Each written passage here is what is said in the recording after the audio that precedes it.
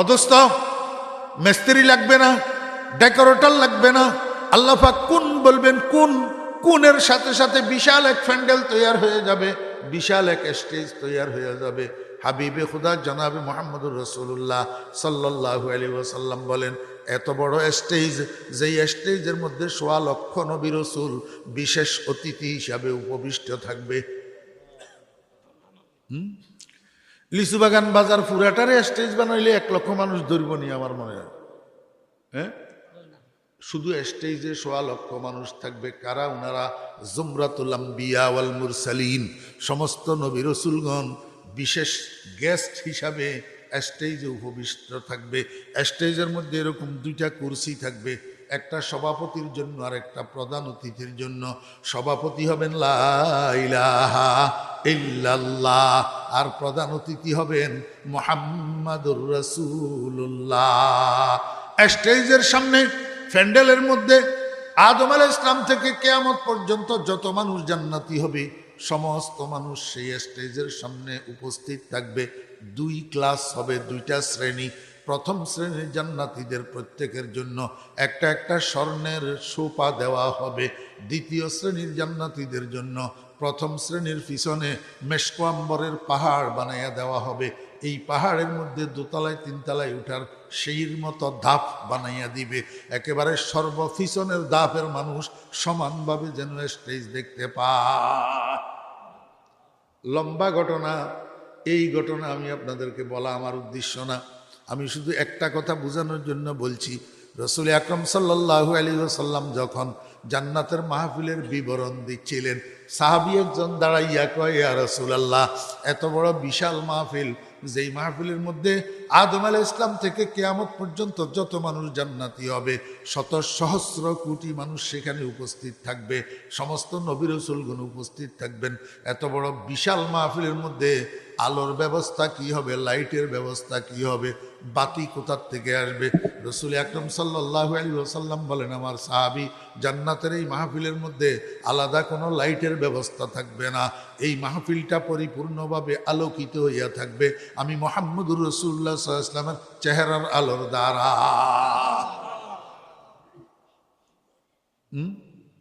আল্লাহু আকবার। হযরত আমির খুসরু রাহমাতুল্লাহ আলাইহি কয়, আরে পাগলের দল, এটা তো আমি দেখিয়ে আইছি, এটা তো আমি দেখিয়ে আসছি, আমি দেখিয়ে আসছি। আমি যাইতে যাইতে যাইতে যাইতে যাইতে যাইতে এমন এক জায়গা পর্যন্ত গেছি, সেইখানে যাইয়া দেখি জানালার ছিদ্র দিয়ে আমি উঁকি মারি রয়েছি, ভিতরে সংসদের অধিবেশন চলতে আছে, সংসদের অধিবেশন চলতে আছে। আল্লাহু আকবার। প্রেসিডেন্ট লা ইলাহা ইল্লাল্লাহ, আর সংসদ নেতা মুহাম্মাদুর রাসূলুল্লাহ সাল্লাল্লাহু আলাইহি ওয়াসাল্লাম, আর সংসদ সদস্য ১.৫ লক্ষ নবী রাসূলগণ সবাই মুহাম্মদুর রাসূলুল্লাহ সাল্লাল্লাহু আলাইহি ওয়াসাল্লামের হাত পাতিয়া আছে এক ফোঁটা ইলম পাওয়ার জন্য। وكلهم من رسول الله ملتمس غرفا من البحر أو رشفا من الديم وواقفون لديه عند حدهم من نقطة العلم أو من شكلة الحكم। ওরে দুনিয়ার মানুষ, আমি খিড়কির ছিদ্র দিয়া, জানালার ছিদ্র দিয়া এমনি ভিতরে তাকাইয়া রয়েছে, দেখি গোটা সংসদটা আলোকিত হইয়া রয়েছে মুহাম্মদুর রাসূলুল্লাহ সাল্লাল্লাহু আলাইহি ওয়াসাল্লামের চেহারার আলোর দ্বারা। नमीदानम चे जाए बूद सब जाए के मन बूदम बहर सोरक से बसमल बूद सब जाए के मन बूदम खुदा खुद मीर महफिल बूद अंदर ला मका खुसरू मोहम्मद शमए महफिल बूद सब जाए के मन बूदम। আমার ভাইরা দোস্ত বাপ, ও যুবকেরা, তরুণেরা, আরে পাগল, কতগুলা 1 ফোঁটা নাফাক পানির তৈরি নর্তকীর রূপের পাগল হইলা, গায়িকার রূপের পাগল হইলা, সিনেমার নায়িকার রূপের পাগল হইলা, তুমি কার উম্মত? মুহাম্মদুর রাসূলুল্লাহ সাল্লাল্লাহু আলাইহি ওয়াসাল্লামের রূপের খবর নিলা না। ऐसा तुझे खालिक ने तरहदार बनाया, यूसुफ को तेरे तालिब दीदार बनाया। मोहतरम सदर जलसा, गिरामी कदर हजरात उलमाए किराम, সমাবেত সর্বস্তরের দিনদার মুসলমান ভাইয়েরা, পর্দার আড়ালের সম্মানিতা পর্দানসী মা ও বোনেরা, মহান আল্লাহ রব্বুল আলমিনের অপরিসীম দয়ার এহসান আল্লাহ রব্বুল আলমিন আমাদেরকে চট্টগ্রাম জেলার রাঙ্গুনিয়া থানার অন্তর্গত পূর্ব কোদালা ওলামা সংস্থার উদ্যোগে আয়োজিত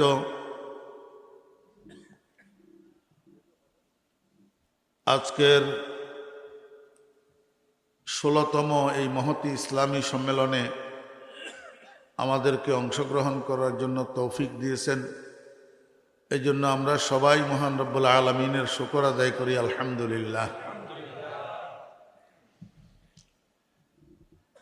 আমি খুতবা এবং দরুদ শরীফের পরে আপনাদের সামনে আল্লাহ পাকের পবিত্র কালামের বহুল পরিচিত সূরাতুল ইউসুফের শুরু থেকে ছোট ছোট দুইখানা আয়াতে কারিমা তেলাওয়াত করেছি এবং সেই সাথে আমাদের সকলের প্রিয় নবী শফিউল মুজনবিন রহমতুল্লিল আলামিন সরকারে দো আলম নূরে মুজস্সম জনাবে মোহাম্মদুর রসুল্লাহ সাল্লাল্লাহু আলাইহি ওয়াসাল্লামের মেরাজের লম্বা হাদিসের থেকে ছোট্ট একটা অংশ হাদিস শরীফ আপনাদের সামনে পাঠ করেছি। কোরআন শরীফের মধ্যে আল্লাহ পাক জায়গায় জায়গায় অনেক ঘটনা বর্ণনা করছেন। যেমন একেবারে শুরুতে বনি ইসরাইলের গরুর ঘটনা, এরপরে হজরত ইউসুফ আলাইহিস সালাম এবং তৎকালীন আজিজ মিশরের স্ত্রী জুলাইখার ঘটনা, এরপরে হজরত সুলাইমান আলাইহিস সালাম এবং বিলকিসের ঘটনা, এরপরে হজরত মরিয়ম আলাইহিস সালামের ঘটনা, এরপরে আসহাবে কাহফের ঘটনা, এরপরে আসহাবে উখদুদের ঘটনা, এরকম আরো অসংখ্য ঘটনাগুলি পূর্বেকার যুগের। আল্লাহ পাক কোরআন শরীফের মধ্যে উল্লেখ করছেন যেন মুহাম্মদুর রাসূলুল্লাহ সাল্লাল্লাহু আলাইহি ওয়াসাল্লামের উম্মতেরা এই সমূহ ঘটনা থেকে ইবরত হাসিল করতে পারে, উপদেশ হাসিল করতে পারে, শিক্ষা গ্রহণ করতে পারে। তন্মধ্যে একটা ঘটনা হজরত ইউসুফ আলাইহিস সালামের আর জুলাইখার ঘটনা। এই ঘটনাটারে আল্লাহ পাক শুরুতেই বলছেন আহসানাল কাসাস। আহসানাল কাসাস মানে সুন্দরতম কাহিনী। তো যেই ঘটনাটাকে আল্লাহ পাক নিজেই সুন্দরতম কাহিনী হিসাবে আখ্যায়িত করলেন, আপনারা কি মনে করেন এর চেয়ে সুন্দর, এর চেয়ে শ্রুতি মধুর আর কোনো ঘটনা হইতে পারে? আসলেও তাই। আমার জীবনে 40 বছর আমার বয়ানের বয়স। এই 40 বছরের ক্ষুদ্র সময়ে আমি সারা বাংলাদেশে বয়ান করি, 64 জেলায় এবং দেশের বাহিরেও। আমার জীবনে আমি যত বয়ান করছি, এই হজরত ইউসুফ আলাইহিস সালামের ঘটনা এইটার বয়ানের মতো এত সমাদৃত মানুষের কাছে আর কোনো বয়ান হয়নি। অনেক ওলামায়ে কেরামরা আমাকে বলেন, হুজুর আমাদের ওয়াইফেরা রাত্রে ঘুমানোর আগে আপনার বয়ান এটা না শুনি ঘুমায় না। লন্ডন থেকে এক ভদ্রলোক আমারে ফোন করি বলে, হুজুর লন্ডনের একটা রেস্টুরেন্টে আমরা নাস্তা করতেছি, কাউন্টারে আপনার ইউসুফ জুলাইখার বয়ান বাজার। কেন? এটাকে আল্লাহ পাক বলছেন এটা সুন্দরতম, আহসান, ইসমে তফজিল। তাহলে এর চেয়ে শ্রুতি মধুর আর কোনো ঘটনা হইতে পারে না। এমনিতেই মানুষের আল্লাহ পাক রব্বুল আলামিন বানাইছেন মহব্বতের ধাতু দিয়া। শুধু মানুষ না, আল্লাহ পাক এই পৃথিবীটাকেই বানাইছেন মহব্বতের ধাতুর উপর। পশু পাখির ভিতরেও আছে মহব্বত। দেখেন না, কবুতর এই বাসার মধ্যে বাচ্চা ফুটায়, যতক্ষণ উড়াল না হয় বাচ্চা, এতক্ষণ মা বাহিরে যাইয়া আহার সংগ্রহ করি, মুখে করি আহার লইয়া বাসায় ঢুকে বাচ্চার মুখের মধ্যে নিজের ঠোঁট ঢুকাইয়া বাচ্চাগুলাকে আহার করা। এইটা মহব্বতের ঘটনা তো, প্রেম কাহিনী তো, এই জন্য মানুষের কাছে এটা খামাখাই মজা লাগে। কোরআন শরীফের মধ্যে এই ঘটনাটাকে আল্লাহ পাক রব্বুল আলামিন অত্যন্ত এজমালান বয়ান করছেন, সংক্ষিপ্তভাবে। বিভিন্ন মুফাসসিরিনে কেরাম এটাকে বিতফসিল আলোচনা করছেন। তোর মধ্যে একজন এলমে জাহেরেরও বাদশাহ, এলমে বাতেনেরও বাদশাহ, হযরত মাওলানা আব্দুর রহমান জামি রহমতুল্লাহ আলাইহি। কত বড় বুজুর্গ ছিলেন, এটা উনার একটা ঘটনা আছে রওজা আকদসের সাথে, এটা শুনলে তো বোঝা যায়। এমনি এলমে জাহেরের বাদশাহ যে ছিলেন সেটা তো সরেজামি কিতাব দেখলেই বোঝা যায়। জি, আল্লাহু আকবার। হযরত মাওলানা আব্দুর রহমান জামি রহমতুল্লাহ আলাইহি উনার মাতৃভাষা ফার্সি ভাষায় ইউসুফ আলাইহিস সালামের আর জুলাইখার এই ঘটনাটাকে সবিস্তারে আলোচনা করছেন, কতগুলা ছন্দের মাধ্যমে শেয়ার। এই কিতাবটার নাম হইল ইউসুফ জুলাইখা, আর প্রচলিত নাম সুফিয়ায়ে কেরামের ইসতিলাহের মধ্যে এটাকে মোহাব্বত নামা বলে। আমরা হযরত নানুপুরি হুজুর রহমতুল্লাহ আলাইহির কাছে সৈয়দি ও সনদি ও উস্তাজি ও মুর্শিদি হযরত মাওলানা শাহ সুলতান আহমদ নানুপুরি রহমতুল্লাহ আলাইহির কাছে খারেজি টাইমে এই কদ্দুর পড়ছিলাম মোহাব্বত নামা। কিতাবটাও এখন নায়াব। আমি করাচিতে তালাশ করছি, লাহোরে তালাশ করছি, দারুল উলুম দেওবন্দের লাইব্রেরিগুলোতে তালাশ করছি, কোথাও পাইনি। আমাদের এলাকার একজন দেওবন্দি আলেম ছিলেন, উনি মৃত্যুর আগে এই ওনার কাছে যত কিতাবাদি ছিল সব কিতাবগুলো আমারে দিয়ে দিয়েছে। পরে আমি বাড়িতে আনি কিতাবগুলা কাটাকাটি করতে করতে দেখি সেটার মধ্যে মোহাব্বত নামা। এটা আমার ফারেক হওয়ার পরে আমি মনে মনে করি আল্লাহ যা করে ভালোই করে। একবার মোহাব্বত নামা তো পাইছি, এমন পড়া পড়ছি এটারে মোটামুটি শুরু থেকে শেষ পর্যন্ত প্রায় আমি এটার হাফেজ। আর আপনাদের দোয়া, এখন তো বুড়ো হয়ে গেছি, এখন তো স্মরণ শক্তি দুর্বল হয়ে গেছে। তখনকার আমলে আমি একবার পড়লে একবার শুনলে 5-7 বছর আর যাইতো না মোটামুটি। এই ঘটনাটার মধ্যেও মানুষের ইবরত হাসিল করার কিছু কিছু বিষয় আছে। আমি যদি আল্লাহ তৌফিক দিই মাঝখানে মাঝখানে একটু বলবো, তবে শুরু থেকে শেষ পর্যন্ত এই ঘটনা এটা আলোচনা করার জন্য 3 দিনের একটা মাহফিল, প্রতিদিন কমপক্ষে 1.5 ঘন্টা আলোচনা করলে তাহলে করা যায়, একদিনে হয় না। চলেন প্রথমে একটু যে আয়াতটা তেলাওয়াত করলাম এটার একটু অনুবাদ করি, তাহলে ফাউন্ডেশনটা স্থির হইলে কথা বুঝতে মনে রাখতে আপনাদের সহজ হবে। আল্লাহ পাক বলেন, ইয ক্বালা ইউসুফু লিআবিহি ইয়া আবাতি ইন্নী রাআইতু আহাদা আশারা কাওকাবা ওয়াশ-শামসা ওয়াল কমারা রাআইতুহুম লি সাজিদিন।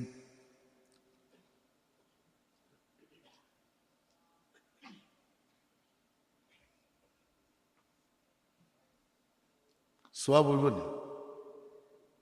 হ্যাঁ,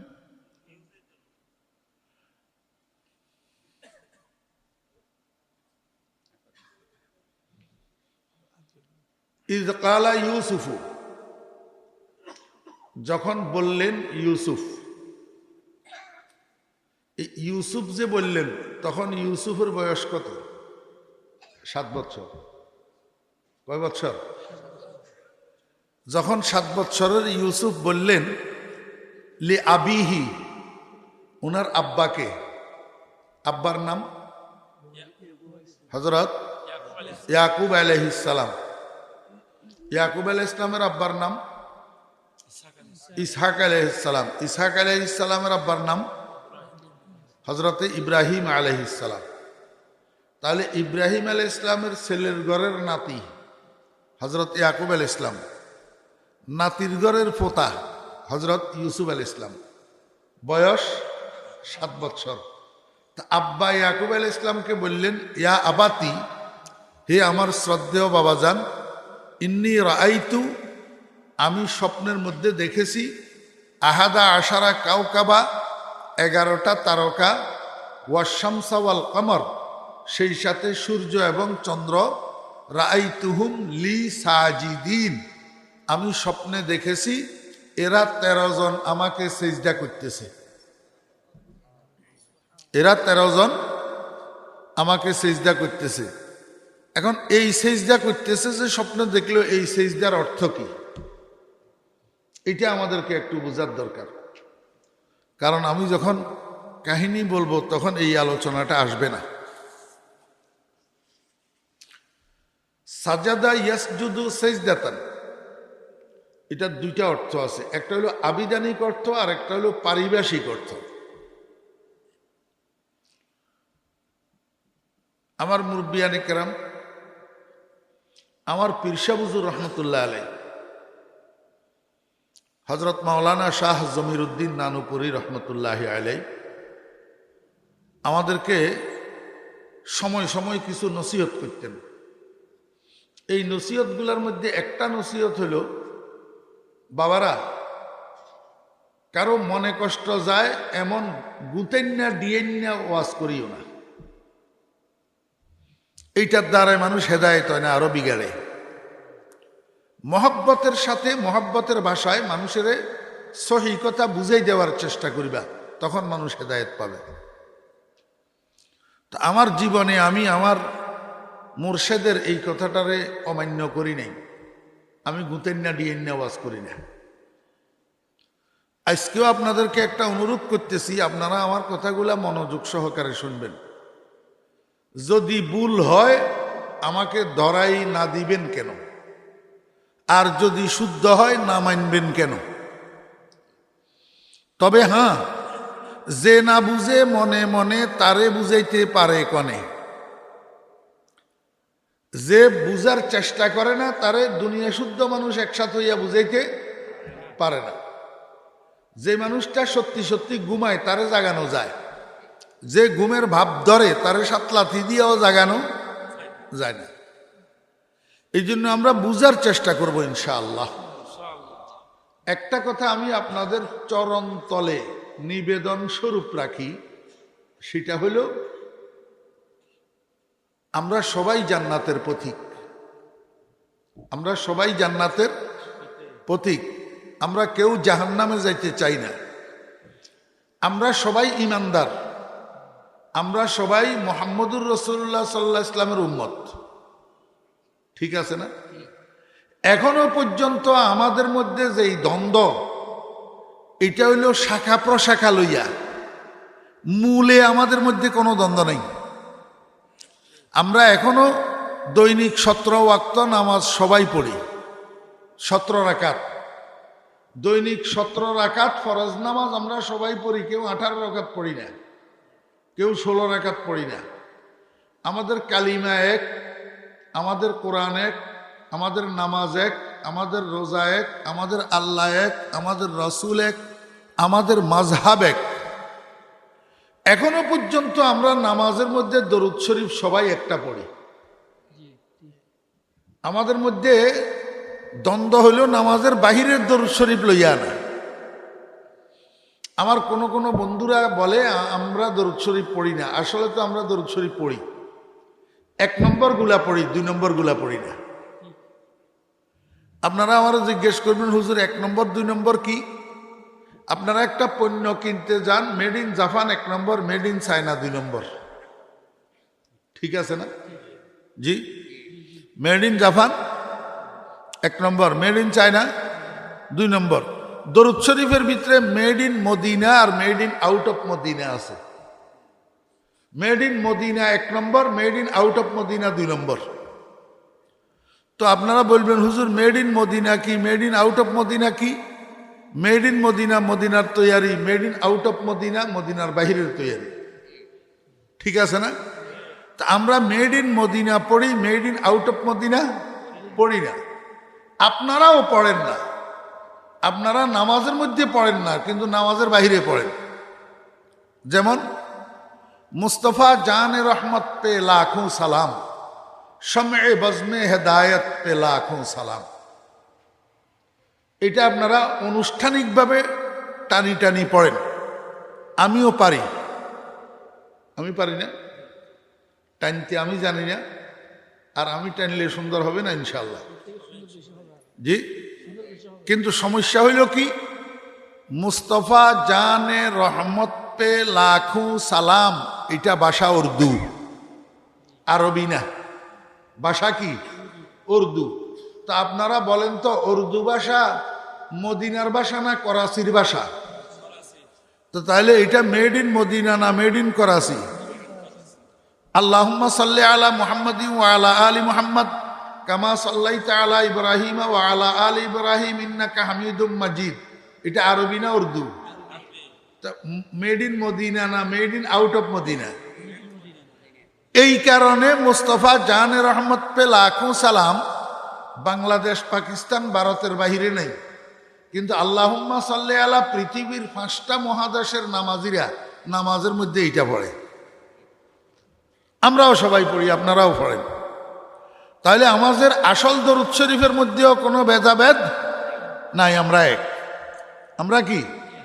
এখন যেই বন্ধুয়ে কয় ফরিদুদ্দিন আল মুবারক রসুলের দুশ্মন, দরুদ পড়ে না, উনার কথাটা অবাস্তব। উনার কথাটা অবাস্তব, কারণ ফরিদুদ্দিন আল মুবারক নামাজি না বেনামাজি? তো নামাজের মধ্যে আল্লাহুম্মা সাল্লি আলা দরুদ পড়ে না। তা আপনি যদি সাধারণ মানুষের বুঝান যে এই মৌলবী রসুলের দুশ্মন, এটাই দরুদ পড়ে না, ঠিক আছে, দুনিয়ার জন্য কিছু মানুষের বুঝাইতে পারলেন, কিন্তু কিয়ামতের ময়দানে আল্লাহ পাকের আদালতে কি করবেন?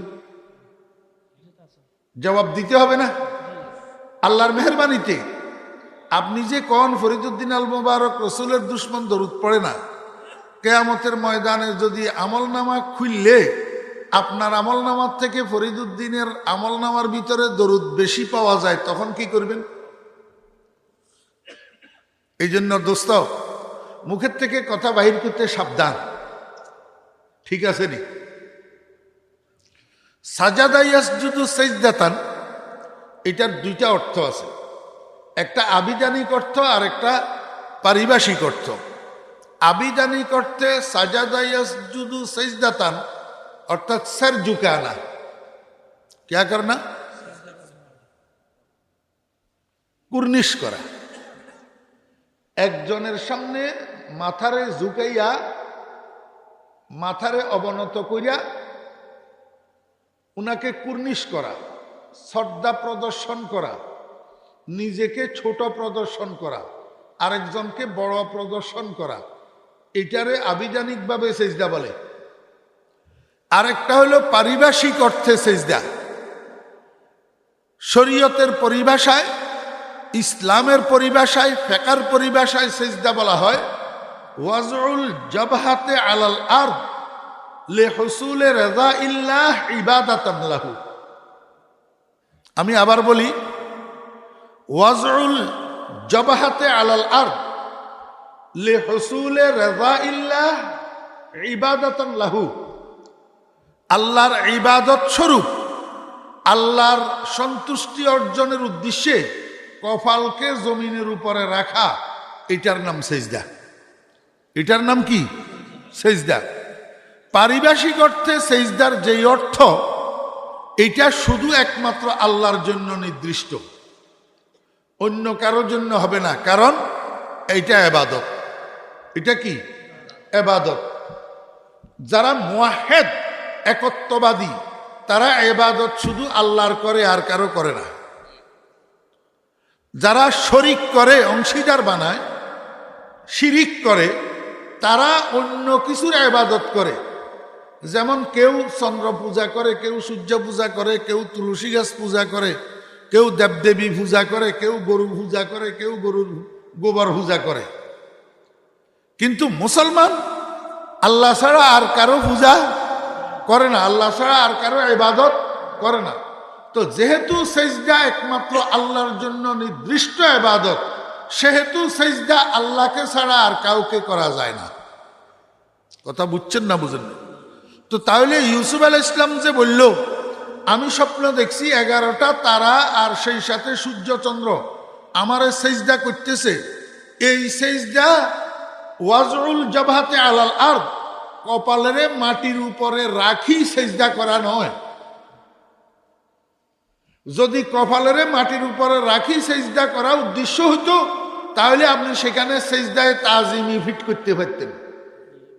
কিন্তু এটা তো সেই সেজদা না। এখানে সেজদার অর্থ হইল স্যার ঝুঁকানা, মাথারে ঝুঁকাইয়া সম্মান করা।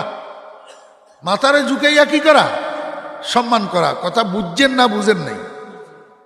রাআইতুহুম লি সাজিদিন।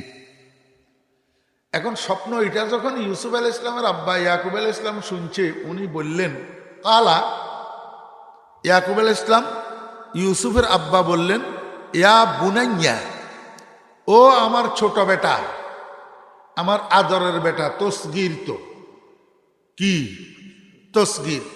ইউসুফ আলাইহিস সালাম ইয়াকুব আলাইহিস সালামের একেবারে ছোট সন্তান না। ইয়াকুব আলাইহিস সালামের 2 বিবি, 2 সংসার। আগের সংসারে ছেলেরা 10 জন, পরের সংসারে ছেলেরা 2 জন।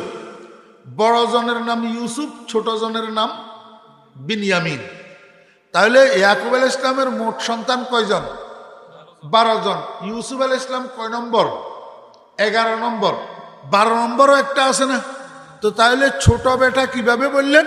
বয়স কম যে, এই জন্য বয়স কম যে। ইয়া বুনাইয়া, হে আমার আদরের সন্তান, লা তাকসুস রুইয়াকা আলা ইখওয়াতিকা, তুমি বর্ণনা করিও না তোমার এই স্বপ্ন তোমার ভাইদের নিকট। ভাইদের বলতে আগের ঘরের 10 জন ভাই বুঝাইছেন আব্বাই। আব্বাই কি বুঝাইছেন? আগের ঘরের 10 জন ভাই, যারা বৈমাত্রিক ভাই। ইউসুফ আলাইহিস সালামের বাপ যদিও একজন, কিন্তু মা 2 জন। মা 2 জন। এগুলারে ফরায়েজের ভাষায় আখিয়াফি ভাই বলে। কি বলে? আখিয়াফি ভাই, বৈমাত্রিক ভাই। এখন ইয়াকুব আলাইহিস সালাম ইউসুফের কয়, বেটা ইউসুফ, তুমি তোমার এই স্বপ্ন তোমার সৎ ভাইদেরকে কইও না। কইলে ফায়াকিদু লাকা কাইদা, যেহেতু এরা আগের থেকেই তোমার হিংসা করে, আগের থেকেই তোমারে কি করে। আমারে একটু বুঝে থাকলে কনছেন, সন্তানেরে মা বাপের চেয়ে বেশি আর কে ভালো চিনে? জি, মা বাপের চেয়ে বেশি আর কেউ ভালো চিনে নি। তো এরা ইউসুফ, এই ব্যক্তি সব ইয়াকুব আলাইহিস সালামের সন্তান না? তো সবাই ইয়াকুব আলাইহিস সালামে চিনে না? ইয়াকুব আলাইহিস সালাম আগে থেকেই জানে যে আগের ঘরের 10 জন ইউসুফের হিংসা করে। ইউসুফের কি করে? হিংসা করে। কেন হিংসা করে একটু পরে বলি। এই হিংসার কারণে এরা চায় ইউসুফ আলাইহিস সালামের দুনিয়া থেকে বিদায় করে দিতে। তো ইয়াকুব আলাইহিস সালাম বলেন, যেহেতু আগে থেকেই এদের খেয়াল খারাপ, তো ফায়াকিদু লাকা কাইদা, এরা তোমার পিছনে ষড়যন্ত্র শুরু করবে। কেন?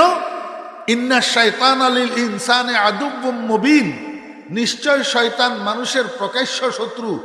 যখন তোমার স্বপ্নটা ফাঁস হবে, তখন শয়তানে কুমন্ত্রণা দিয়া তোমার ভাইদেরকে তোমার পিছনে ষড়যন্ত্র করার জন্য লেলিয়ে দিবে। কথা বুঝছেন না বুঝেন নাই? এখন বুঝেন, ইউসুফ আলাইহিস সালামের ভাইয়েরা ইউসুফ আলাইহিস সালামকে শুরু থেকে হিংসা করে। কেন হিংসা করে? এই হিংসা করার 2টা কারণ। একটা কারণ হলো ইয়াকুব আলাইহিস সালাম সব 12 জন সন্তানের মধ্যে ইউসুফের বেশি মায়া করে। কেন বেশি মায়া করে? সেটা হলো ইয়াকুব আলাইহিস সালাম যেহেতু নবী, এবং ইয়াকুব আলাইহিস সালাম এইটাও জানে যে উনার বংশে, বনি ইসরাইলের বংশে ইয়াকুব আলাইহিস সালামের আরেক নাম হইল ইসরাইল। ইয়াকুব আলাইহিস সালামের হিব্রু ভাষার নাম ইসরাইল, এই জন্য উনার বংশধরকে বনি ইসরাইল বলা হয়, অর্থাৎ ইয়াকুবের সন্তান, ইয়াকুবের সন্তান। তো ইয়াকুব আলাইহিস সালাম জানেন, আল্লাহর পক্ষ থেকে আল্লাহ পাক জানাইছেন যে উনার বংশের মধ্যে ঈসা আলাইহিস সালাম পর্যন্ত হাজার হাজার নবী রাসূল দুনিয়াতে আসবে, আর এদের সবের মাধ্যম হবে ইউসুফ। এদের সবের মাধ্যম হবে কি? ইউসুফ।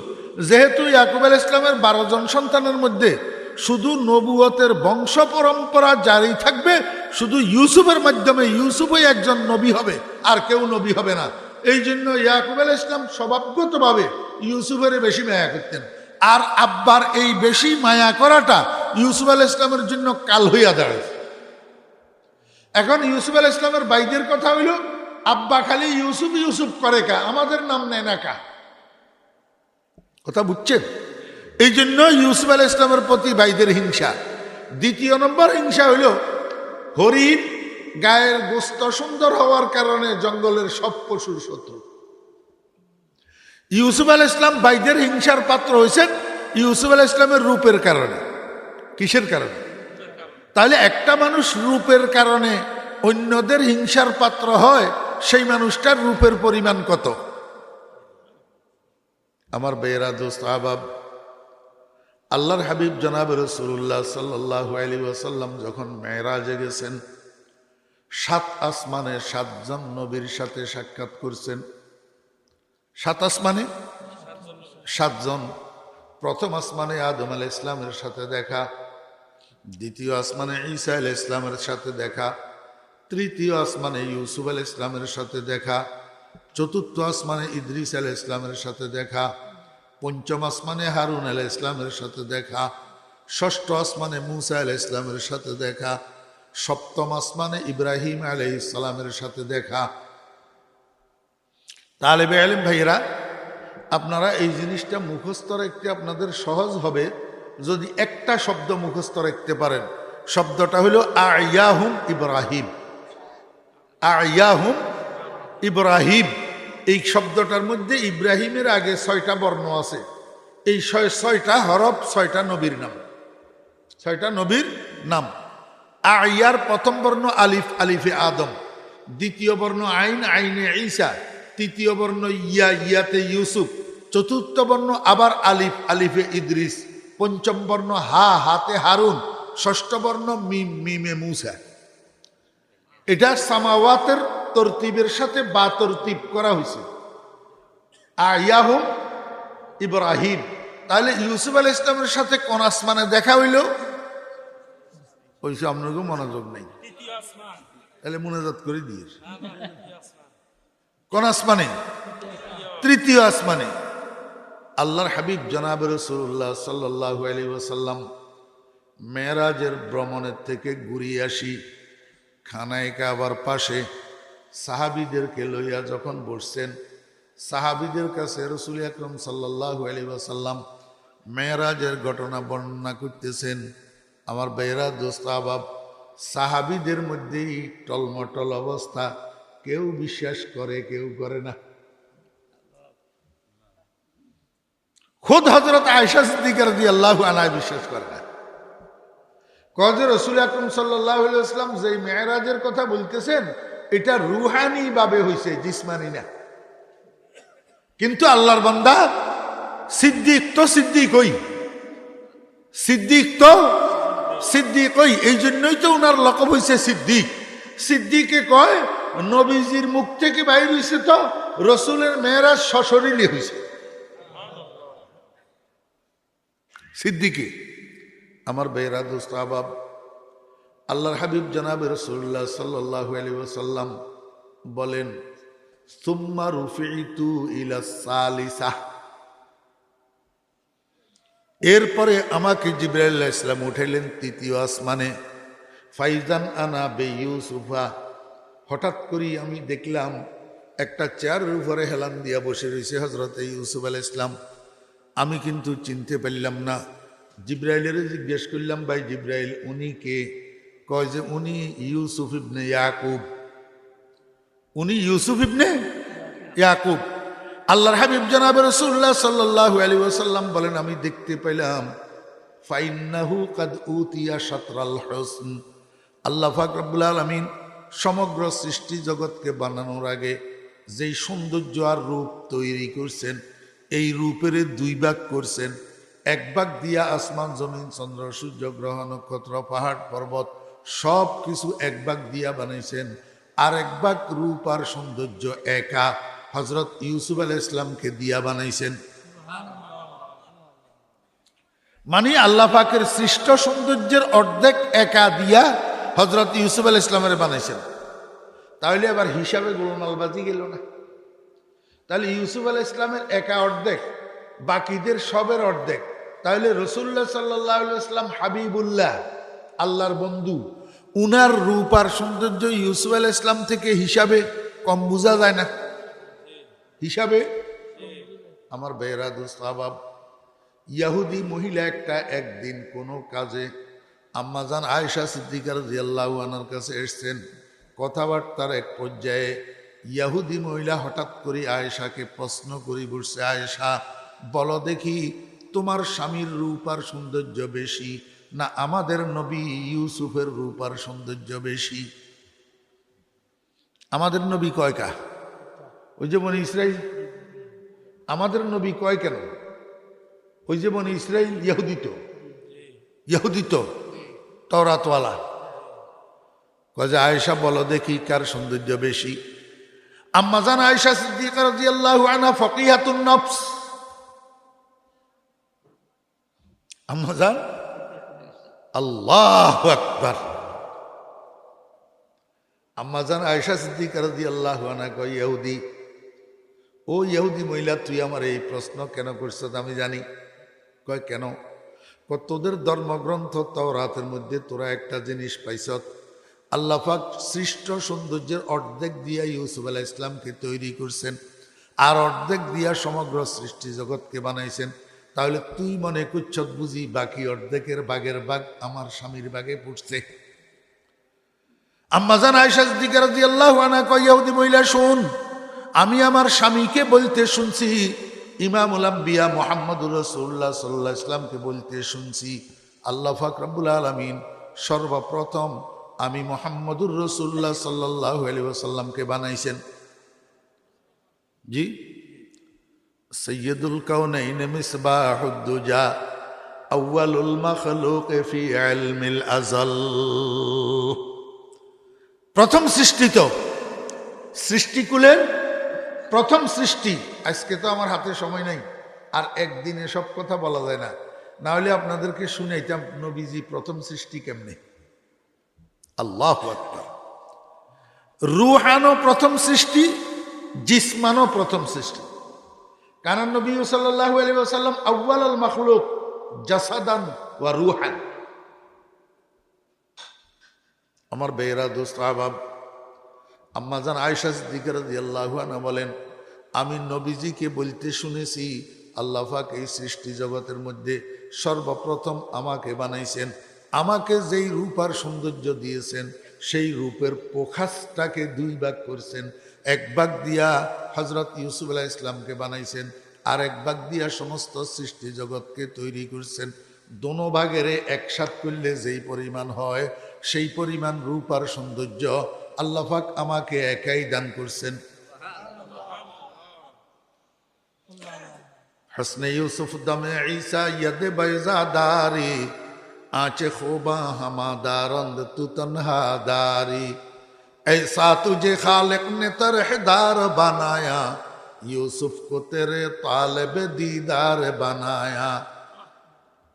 अल्लाह जमाले हुस्न यूसुफ पर फकत आशक जुलैखा थी तुम्हारे रोए रोशन पर फिदा सारी खुदाई है ख्याल आरिफा बाशुद मोहम्मद जमाले दिल बुरा बाशुद मोहम्मद फलक रूह जा बाशुद मोहम्मद जमीरा इज्जो शाह बाशुद मोहम्मद।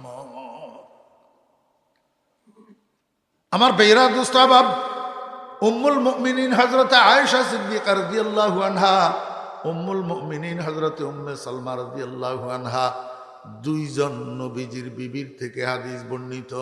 দুজন বিবি কয় আমরা নবী পত্নী ঘরের ঘরে অনেক রাত্রে বাতি জ্বালানোর জন্য তৈলের ব্যবস্থা থাকতো না, আমরা অন্ধকারের মধ্যে রাত্রি যাপন করতাম।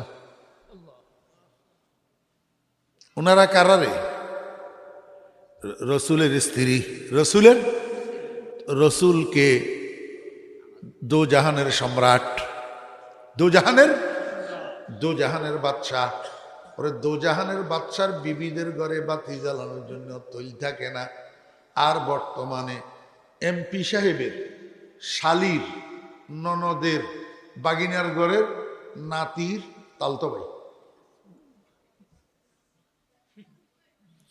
হেতে পরিচয় দে আমি এমপির আত্মীয়, হে পরিচয় দে আমি এমপির আত্মীয়। কিরকম আত্মীয়? আমি এমপি সাহেবের বাগিনার ঘরের নাতিনের ননদের বাতিজার তালতো ভাই, হেতে বলে এমপির আত্মীয়। আরে আপনারা হাসেন, এতটুক আত্মীয়তার পরিচয় দিয়া কোটি কোটি টাকা রোজগার করিয়া আমার বেরা আলিকোতে টাকা জমা করি করি পাহাড় গড়ি ফেলছে, সুইস ব্যাংকে টাকা জমা করি করি পাহাড় গড়ি ফেলছে, মালয়েশিয়াতে সেকেন্ড হোম আছে তার, সিঙ্গাপুরে সেকেন্ড হোম বানাইছে। এতটুকু এমপির আত্মীয় পরিচয়, অথচ দুজাহানের সম্রাট মোহাম্মদুর রাসূলুল্লাহ সাল্লাল্লাহু আলাইহি ওয়াসাল্লামের বিবিদের ঘরে বাতি জ্বালানোর জন্য তৈল থাকে না।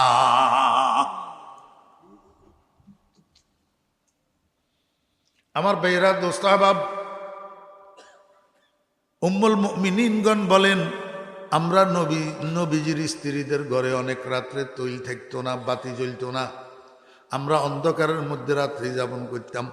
এই অন্ধকার যাপিত রাত্রের মধ্যে যদি কখনো আমাদের সেলাই কাজ করার প্রয়োজন হইতো, আমরা সুইচ এবং সুতা লইয়া নবীজির চেহারার সামনে চলে যাইতাম, আল্লাহর হাবিবের চেহারার সামনে বসি আল্লাহর হাবিবের চেহারার আলোর মধ্যে সুইচের ছিদ্র দিয়া সুতা ঢুকাইয়া সেলাই কাজটা শেষ করে নিয়ে আসতাম। আমার কোদালাবাসী যুবকেরা আমাকে বলো না, বিশ্ব সুন্দরী প্রতিযোগিতায় অ্যাওয়ার্ড উইনার যেই মাইয়াটা বিশ্ব সুন্দরী হিসাবে আখ্যায়িত হয়, এরকম 1 লক্ষ বিশ্ব সুন্দরীরে একটা মাঠের মধ্যে একত্রিত করো, চতুর্দিকে বাতি নিভাইয়া দাও, অন্ধকার রাত্রে 1 লক্ষ বিশ্ব সুন্দরীর চেহারার আলোর মধ্যে ওরে বস্তা সেলাই করার সুইচ আছে যে সেইটার ভিতরে সুতা ঢুকাইতে পারবে আনি। হ্যাঁ, আন জাবির রাদিয়াল্লাহু আনহু قال كنا رأينا إلى القمر في ليلة البدر ثم إلى وجه رسول الله صلى الله عليه وسلم مرة فوالذي نفسي بيده لوجه رسول الله صلى الله عليه وسلم أزوأ من القمر في ليلة البدر أو كما قال رضي الله عنه। হযরত জাবির ইবনে আব্দুল্লাহ রাদিয়াল্লাহু আনহু বলেন, আমরা নবীজির সাহাবীগণ আল্লাহু আকবার 14 তারিখের রাত্রে একবার পূর্ণিমার চাঁদের দিকে তাকাইতাম, আবার নবীজির চেহারার দিকে তাকাইতাম। আমি জাবের আল্লাহর কসম করি কইলাম, আমার নবীজির চেহারা মুবারক 14 তারিখের পূর্ণিমার চাঁদের চেয়ে বেশি সুন্দর। ও ভাইয়েরা, দোস্ত আহবাব, রসুল আকরম সাল্লাল্লাহু আলাইহি ওয়াসাল্লামের চেহারার আলো, চেহারার জ্যোতি, চেহারার কিরণ আল্লাহ পাক পরিপূর্ণ দুনিয়াতে বিকশিত হইতে দেন নাই, প্রকাশ হইতে দেন নাই। কারণ রসুল আকরম সাল্লাল্লাহু আলাইহি ওয়াসাল্লামের চেহারার আলো যদি পরিপূর্ণ বিকশিত হয়, ওরে সূর্যের দিকে যেমন মানুষ তাকাইয়া দিনের 12টার সময় সূর্যের শরীরটা দেখতে পায় না, দৃষ্টি ফেরত আসে, আল্লাহর হাবিবের চেহারার দিকে তাকাইয়া এই গরিব উম্মত আল্লাহর হাবিবের চেহারা দেখতে পাবে না, আল্লাহর হাবিবের চেহারায় মোবারকার ফয়েজ হাসিল করতে পারবে না। এই জন্য আল্লাহ পাক আল্লাহর হাবিবের চেহারার আলো দুনিয়াতে পরিপূর্ণ বিকশিত হইতে দেয় নাই, বশরিয়তের চামড়া লাগাইয়া দিছে। রাসূল আকরাম সাল্লাল্লাহু আলাইহি ওয়াসাল্লামের চেহারার আলো পরিপূর্ণভাবে বিকশিত হবে জান্নাতের মাহফিলে। কোথায়? আপনাদের এরকম জান্নাতের মধ্যে একটা কোরআনের মাহফিল হবে। দুনিয়াতে যেরকম কোরআনের মাহফিল হয়, জান্নাতের মধ্যে আল্লাহ পাকের নিজস্ব ব্যবস্থাপনায় কোরআনের মাহফিল হবে। দুনিয়ার কোরআনের মাহফিল আর জান্নাতের কোরআনের মাহফিলের মধ্যে পার্থক্য হইল, এখানে আলেমেরা কোরআনের আয়াত তেলাওয়াত করিয়া করিয়া আপনাদেরকে আবার অনুবাদ করে, তাফসির করে, ব্যাখ্যা করে, বুঝায়। কেন? দুনিয়ার মধ্যে আমল আছে, এই জন্য। জান্নাতের কোরআনের মাহফিলে শুধু কোরআন তেলাওয়াত আর তেলাওয়াত, কোনো ব্যাখ্যা বিশ্লেষণ তরজুমা ওয়াজ নসিহত হবে না। কেন? জান্নাতের মধ্যে আমল না। অথচ মিস্ত্রি লাগবে না, ডেকোরেটর লাগবে না। আল্লাহ পাক কোন বলবেন, কোন কোনের সাথে সাথে বিশাল এক প্যান্ডেল তৈয়ার হয়ে যাবে, বিশাল এক স্টেজ তৈয়ার হয়ে যাবে। হাবিবে খুদা জনাবে মুহাম্মদুর রাসূলুল্লাহ সাল্লাল্লাহু আলাইহি ওয়াসাল্লাম বলেন, এত বড় স্টেজ, যেই স্টেজের মধ্যে ১.৫ লক্ষ নবী রাসূল বিশেষ অতিথি হিসাবে উপবিষ্ট থাকবে।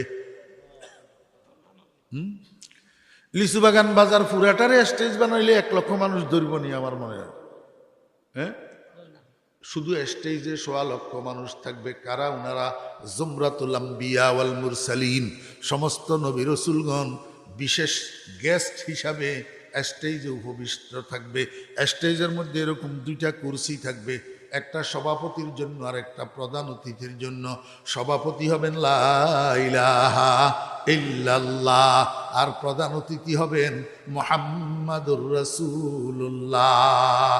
স্টেজের সামনে প্যান্ডেলের মধ্যে আদম আলাইহিস সালাম থেকে কিয়ামত পর্যন্ত যত মানুষ জান্নাতি হবে, সমস্ত মানুষ সেই স্টেজের সামনে উপস্থিত থাকবে। 2 ক্লাস হবে, 2টা শ্রেণী। প্রথম শ্রেণীর জান্নাতীদের প্রত্যেকের জন্য একটা একটা স্বর্ণের সোপা দেওয়া হবে। দ্বিতীয় শ্রেণীর জান্নাতীদের জন্য প্রথম শ্রেণীর পিছনে মেশক আম্বরের পাহাড় বানাইয়া দেওয়া হবে। এই পাহাড়ের মধ্যে 2 তলায় 3 তলায় উঠার সেইর মতো ধাপ বানাইয়া দিবে। একেবারে সর্বপিছনের ধাপের মানুষ সমানভাবে যেন স্টেজ দেখতে পায়। লম্বা ঘটনা, এই ঘটনা আমি আপনাদেরকে বলা আমার উদ্দেশ্য না, আমি শুধু একটা কথা বোঝানোর জন্য বলছি। রাসূল আকরাম সাল্লাল্লাহু আলাইহি ওয়াসাল্লাম যখন জান্নাতের মাহফিলের বিবরণ দিচ্ছিলেন, সাহাবী একজন দাঁড়াইয়া কয়, ইয়া রাসূলুল্লাহ, এত বড় বিশাল মাহফিল, যেই মাহফিলের মধ্যে আদম আলাইহিস সালাম থেকে কিয়ামত পর্যন্ত যত মানুষ জান্নাতি হবে, শত সহস্র কোটি মানুষ সেখানে উপস্থিত থাকবে, সমস্ত নবী রাসূলগণ উপস্থিত থাকবেন। এত বড় বিশাল মাহফিলের মধ্যে আলোর ব্যবস্থা কি হবে, লাইটের ব্যবস্থা কি হবে, বাতি কোথার থেকে আসবে? রাসূল আকরাম সাল্লাল্লাহু আলাইহি ওয়াসাল্লাম বলেন, আমার সাহাবী, জান্নাতের এই মাহফিলের মধ্যে আলাদা কোনো লাইটের ব্যবস্থা থাকবে না। এই মাহফিলটা পরিপূর্ণভাবে আলোকিত হইয়া থাকবে আমি মুহাম্মদুর রাসূলুল্লাহ সাল্লাল্লাহু আলাইহি ওয়াসাল্লামের চেহারার আলোর দ্বারা।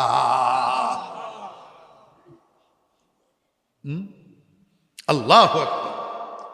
হযরত আমির খুসরু রাহমাতুল্লাহ আলাইহি কয়, আরে পাগলের দল, এটা তো আমি দেখিয়ে আইছি, এটা তো আমি দেখিয়ে আসছি, আমি দেখিয়ে আসছি। আমি যাইতে যাইতে যাইতে যাইতে যাইতে যাইতে এমন এক জায়গা পর্যন্ত গেছি, সেখানে যাইয়া দেখি জানালার ছিদ্র দিয়ে আমি উঁকি মারি রয়েছি, ভিতরে সংসদের অধিবেশন চলতে আছে, সংসদের অধিবেশন চলতে আছে। আল্লাহু আকবার।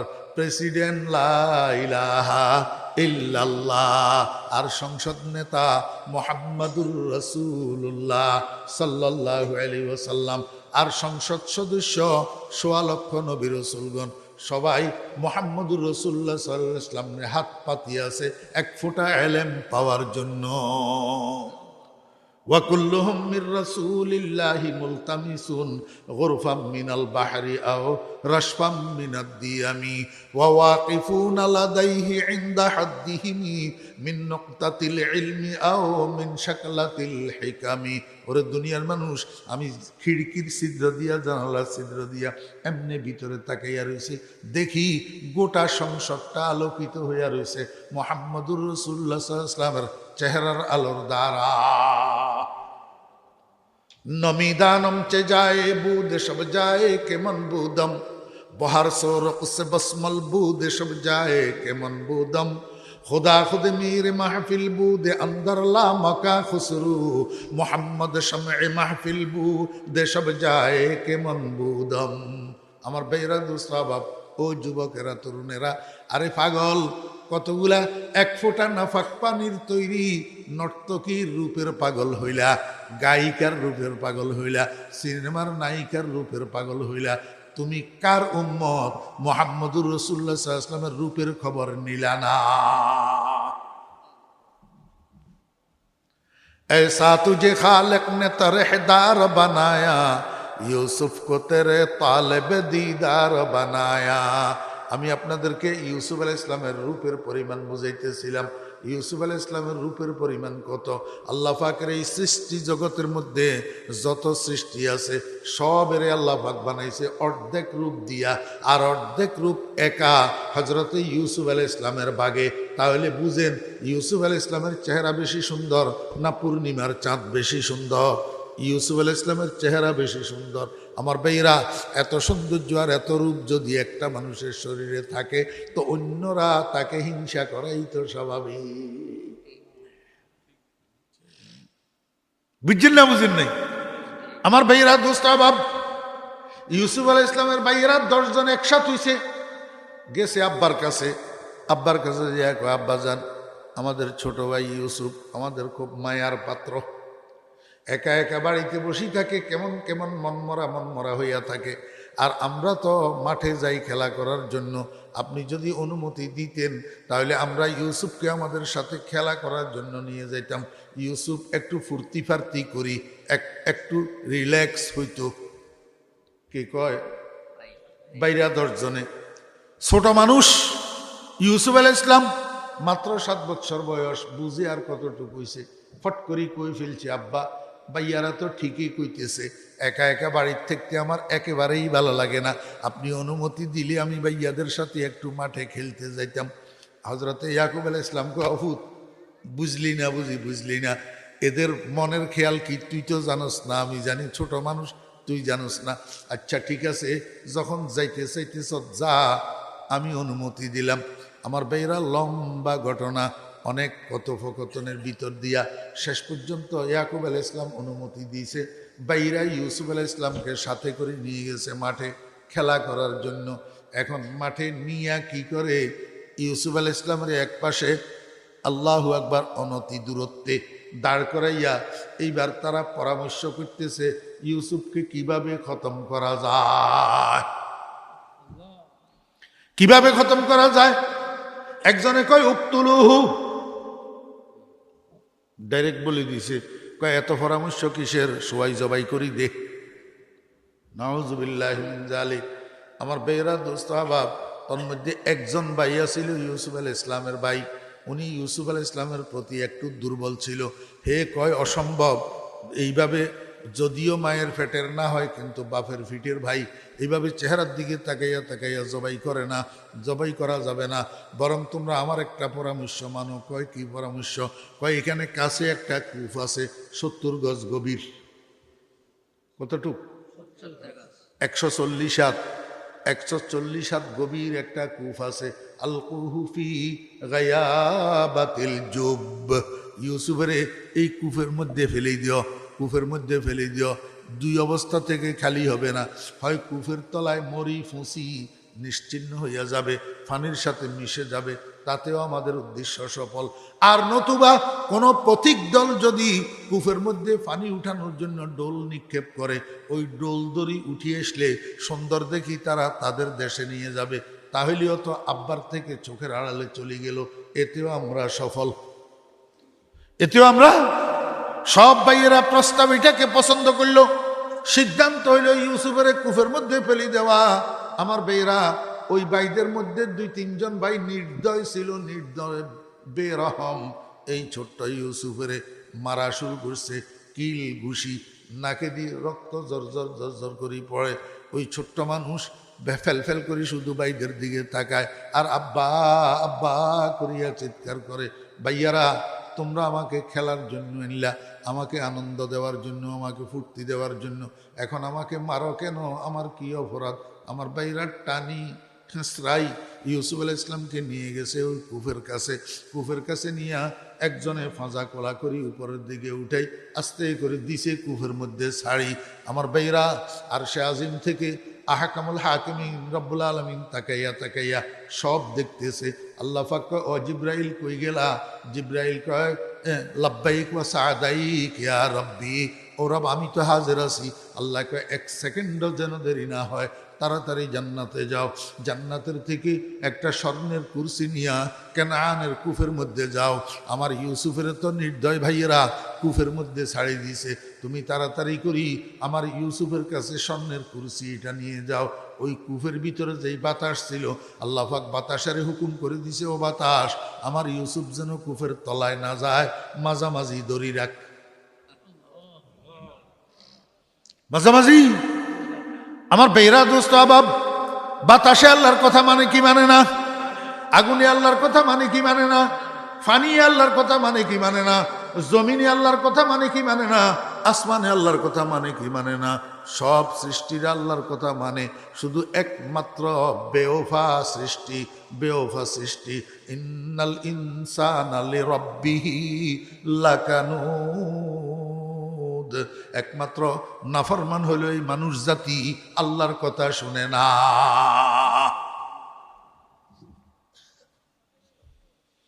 আমার ভাইরা দোস্ত আবাব, বাতাসে হযরত ইউসুফ আলাইহিস সালামকে কুফের মাঝখানে ধরে রেখেছে, নিচে যাইতে দেয় না। ওদিকে জিবরাইল আলাইহিস সালাম আসি আস্তে আস্তে ইউসুফের নিচে দি এই চেয়ার এটারে কুরসি এটারে ধরছে। আল্লাহ কয়, জিবরাইল আস্তে আস্তে আস্তে আস্তে চেয়ার এটারে নিয়া কুরসি এটারে নিয়া কুফের তলায় রাখো, আমার ইউসুফের শরীরে কোনো রকমের জরব যেন না লাগে। আমার বেহরা দোস্ত আবাব, কুফিটার ফানি আগে আসিল লবণাক্ত ফানি। হজরত ইউসুফ আলাইহিস সালামকে কুফে নিক্ষেপ করার পরে আল্লাহ পাক হুকুম দিয়া দিছে, ও কুফের পানি এখন আর লবণাক্ত থাকবি না, আমার ইউসুফে কষ্ট পাবে, এখন মিঠা পানি হইয়া যা। যেই বরাবর ইউসুফ আলাইহিস সালামের কুরসি, সেটার চতুর্দিক আল্লাহ পাক পানি শুকাইয়া দিছে। শুকনার মধ্যে ইউসুফ আলাইহিস সালাম বসে রয়েছে। আল্লাহ জিবরাইলের কয়, জিবরাইল যতক্ষণ পর্যন্ত আমার ইউসুফ এখান থেকে উদ্ধার না হয়, ততক্ষণ পর্যন্ত তুমি কুফের তলা থেকে আর উঠতে পারবে না। Stand by arrest, stand by arrest. আমার ভাইরা দোস্ত আবাব, জিবরাইলকে আল্লাহ কয়, জিবরাইল যতক্ষণ আমার ইউসুফ কুফের থেকে উদ্ধার না হয়, ততক্ষণ কুফের তলায় বসে বসে দনজনে খুশ গল্প করো। দনজনে কি করো? আল্লাহ।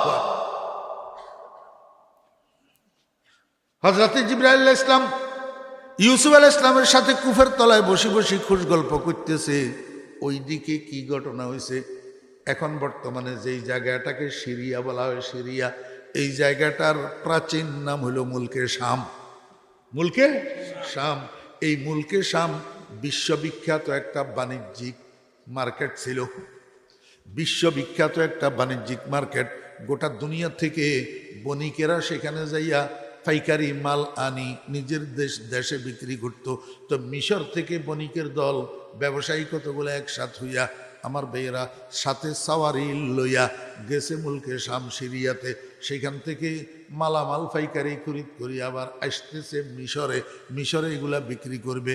অর্ধেক রাস্তা যখন আসছে, এবার নিজেদেরও ফিফাসায় ধরছে, সাওয়ারিগুলো ক্লান্ত হইয়া গেছে।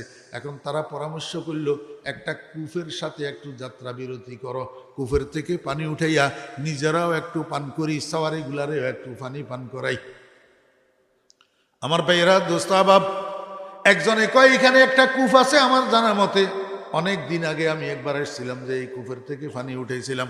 কয় আজকেও সেখানে যখন আমরা আসি গেছি, তাহলে এইখানেই যাত্রা বিরতি করো, এই কূপের থেকে একটু পানি উঠাই। আমার ভাইয়েরা দোস্ত আহবাব, ডোল মানি চামড়ার পাত্র, চামড়ার পাত্র, বালতির মতো এরকম সাইজের একটা চামড়ার পাত্র, যেটারে কূপের মধ্যে নিক্ষেপ করে রশি বান্ধি, আবার রশি ধরি উপরের দিকে উঠাইলে ওই পাত্রের মধ্যে পানি উঠে আসে। এই জন্য তারা ডোল নিক্ষেপ করছে কূপের ভিতরে পানি উঠানোর জন্য। যখন ডোল নিচে গেছে, আল্লাহ জিব্রাইলের ও জিব্রাইল, সুবর্ণ সুযোগ হেলায় নষ্ট করিও না। এই দেখছ নি ডোল পড়ছে, যে এই ডোলের মধ্যে পানি যেন ভর্তি না হয়, ডোলের ভিতরে আমার ইউসুফেরে বসাইয়া দাও। হযরতে জিবরাইল আলাইহিস সালাম ফাজা কোলা করি আদরের সাথে, মায়ার সাথে, মোহাব্বতের সাথে যেন কষ্ট না পায়, দুঃখ না পায়। আস্তে করি হজরত ইউসুফ আলাইহিস সালামের ডোলের ভিতরে বসাইয়া দিছে। এখন উপর থেকে বাণিজ্যিক দলের সদস্য যেখানে সেটাই মনে মনে কয় ব্যাপারটা কি, এই ডোল দিয়া তো আমি অনেক সময় অনেক কূপের থেকে পানি উঠাইছি, কিন্তু এত ওজন তো মনে হয় নাই, আজকে কেন ডোল এটা এত ওজন ওজন লাগে। আমার বেয়েরা দোস্তাবাব, বড় কষ্ট করি বেচারা, বড় কষ্ট করি টানি ডোল এইটারে যখন উপরের দিকে উঠেছে, যখন এই ডোলের মুখ আর উপরে কূপের মুখ যখন লেভেলে লেভেলে হয়েছে, হযরত ইউসুফ আলাইহিস সালামের চেহারার আলো চতুর্দিকে, ওরে বৃষ্টির সময় আকাশে যেরকম বিজলি চমকে, এরকম বিজলি চমকি ছাপ করে উঠছে ইউসুফ আলাইহিস সালামের চেহারার ঝলক।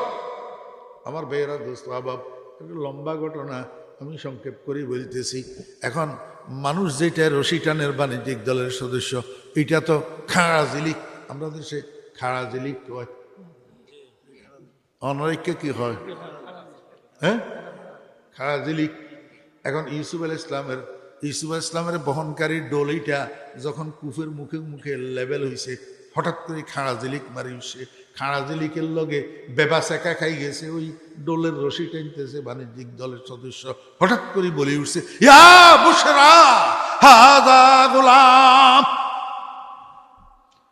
ও আমার দলের সদস্যরা সুসংবাদ, তাড়াতাড়ি আয় তাড়াতাড়ি আয়, সব এদিকে আয়, এটা কি কারবার, ফেললাম তো ডোল ফানির জন্য, এখন দেখি কত সুন্দর বালক একটা। ইয়া বুশরা হাযা গোলাম। বাণিজ্যিক দলের সদস্যরা সবাই দৌড়ায় এসছে, দেখি তো বেগুন হতভম্ব, ওরে বাপরে বাপ, ফোলা কেমনে এত সুন্দর হয়, মানুষ কেমনে এত সুন্দর হয়, মানুষের রূপ কেমনে এত হয়। পরামর্শ করলেও ভালোই হয়েছে, আল্লাহ যা করে বালা করে। রে এই মুলকে সামের থেকে যা মালামাল নিয়ে আসছি সবগুলা বিক্রি করলেও এই প্রফিট পাওয়া যাবে না, এটারে মিশরের বাজারে গোলাম বানাইয়া বিক্রি করে দিলে যে এই প্রফিট পাওয়া যাবে। আমার বেয়েরা দোস্ত আহবাব, হো যে সিদ্ধান্ত সেই কাজ। হযরত ইউসুফ আলাইহিস সালামের নামাইছে নীলদরিয়াত। কোথায়? নীলদরিয়াত নামাই একবারে সুন্দর করে বিদেশি সাবান তাবান দি গোসল করাইছে, গোসল করাই এইবার জরির কাপড় পরাইয়া দিছে। যখন ইউসুফ আলাইহিস সালামের গোসল টোসল করাই জরির কাপড় পরাই দিছে, এখন ইউসুফ আলাইহিস সালামের চেহারার দিকে আর সরাসরি সূর্যের মতো তাকানি যায় না, দৃষ্টি ফেরত আসি যায়, দৃষ্টি ফেরত আসি যায়। মিশরের বাজারে নিচে ইউসুফ আলাইহিস সালামের বিক্রি করব। মানুষ একটার নাম ছিল মালেকে আই কয়, আমার কাছে বিক্রি কর, আমার কাছে বিক্রি কর। আমার কাছে এত পয়সা বেশি নাই, আমার কাছে পয়সা এত বেশি নাই, অল্প স্বল্প কিছু টাকা আছে, এগুলা তোদেরকে দিয়া দিলাম, তোরা জান ছুড়া, তোরা কতক্ষণ লই বসি থাকবি, গোলামিটা কে কিনবো, কার কাছে বিক্রি করবি ধর। অল্প কিছু টাকা আসিল, এটার বিনিময়ে মালিকের কাছে বিক্রি করি, বাণিজ্যিক দল বাগিয়া গেছে, অল্প টাকায় সস্তা মূল্যে বিক্রি হয়ে গেছে। আমার ভাইরা কারণটা কি? ফাশারাহু বিসামানিন বাখসিন দারাহিমা মাদুদা। আল্লাহ কয়, ও দুনিয়ার মানুষ, আমার ইউসুফের মতো এত সুন্দর, এত রূপবান, এত সুদর্শন একটা গোলামেরে সস্তা মূল্যে বিক্রি করাই দিলাম কেন? একটা কারণ আছে। একদিন আমার ইউসুফ এক জায়গায় ফানির দ্বারে পুকুরের পাড়ে দাঁড়াইছে আর ফানির ভিতরে নিজের চেহারা দেখা যার, পানির ভিতর নিজের চেহারা দেখা যার। ইউসুফে মনে মনে কয়, মাশাআল্লাহ, আল্লাহ পাক আমাকে কত সুন্দর করে বানাইছে, কত রূপ দিয়া বানাইছে, এরকম একটা রূপের গোলাম হইলি তো লক্ষ লক্ষ টাকায় বিক্রি হইতো, লক্ষ লক্ষ টাকায় বিক্রি হইতো। আল্লাহ কয়, আমার ইউসুফ, তোমার ভিতরে রূপের অজব আসলো কেন? আমি তোমারে একেবারে নিকৃষ্ট একটা মূল্যে বিক্রি করাই দেখাই দিমু। এই মিশরের বাজারে নিকৃষ্ট একটা মূল্যে আল্লাহ পাক বিক্রি করাই দেখাই দিছে। এখন এবারে মালিকের ভাড়া, মালিক কি করছে জানেননি? মিশরের বাজারের মধ্যে ডোল ফিটাই দিছে মালিরে দি, মালি ঢং ঢং ঢং ঢং করে ডোল ফিটায় আর মিশরের গলিয়ে গলিয়ে ঘুরে। মানুষ জিজ্ঞেস করে, মালি কেন ডোল ফিটাও? কয়, যাইয়া দেখো না মিশরের বাজারে ইব্রানি এক গোলাম বিক্রি হইতেছে, চন্দ্র সূর্যের থেকে সুন্দর, যদি কিনবের খেয়াল থাকে, যদি খরিদ করার খেয়াল থাকে, তাহলে টিয়া হুইসা লই যাইলে লাভ হইতো না। হীরা জওহর মণিমুক্তা লইয়া মিশরের বাজারে যাও। মানুষের ডোল শুনি, কি কয় না কয়। বলে গোলাম একটা বলে চন্দ্র সূর্যর থেকে বলে সুন্দর, বলে এটা কেমন কথা, এটা কি করে সম্ভব। যাইতে যাইতে যাইতে যাইতে এখানে অনেক মানুষ যাইয়া জড়ো হইয়া গেছে, চতুর্দিকে মানুষ গোল হইয়া দাঁড়ায় রয়েছে, ইউসুফ আলাইহিস সালাম মাঝখানে। আমার ভাইয়েরা দোস্ত আবাব, এইদিকে কি ঘটে, এদিকে আরেক ঘটনা ঘটতে আছে। ওই যে মুলকে শাম, সিরিয়া, এই সিরিয়ার এক ধনাঢ্য ব্যবসায়ী ধনকূপের, টাকা পয়সা অজস্র, টাকা পয়সার কোনো অভাব নাই, কিন্তু সন্তান নাই। একটা সন্তান আছে, তাও মেয়ে। তাও কি মেয়ে, 18 বছর বয়স। আল্লাহু আকবার, সুন্দরে অতুলনীয় সুন্দরী, অতুলনীয় রূপসী। হযরতে জামি রহমতুল্লাহ আলাইহি এগুলা সব বয়ান করছেন। জোলেখার রূপ কেমন ছিল আমি তো সময়ের অভাবে বলতেছি না। আমার ভাইয়েরা দোস্ত আহবাব, নাম তার জোলেখা। এই ধনকূপের বাপের একমাত্র আদরের দুলালি, অষ্টাদশী কন্যা। আল্লাহু আকবার। হযরত জামি রহমতুল্লাহ আলাইহি কয়, ইউসুফ আলাইহিস সালামের যুগে ইউসুফ আলাইহিস সালাম থেকে সুন্দর কোনো পুরুষ ছিল না, এবং মহিলাদের মধ্যে জোলেখার থেকে সুন্দরী কোনো মহিলা ছিল না। আল্লাহ হো।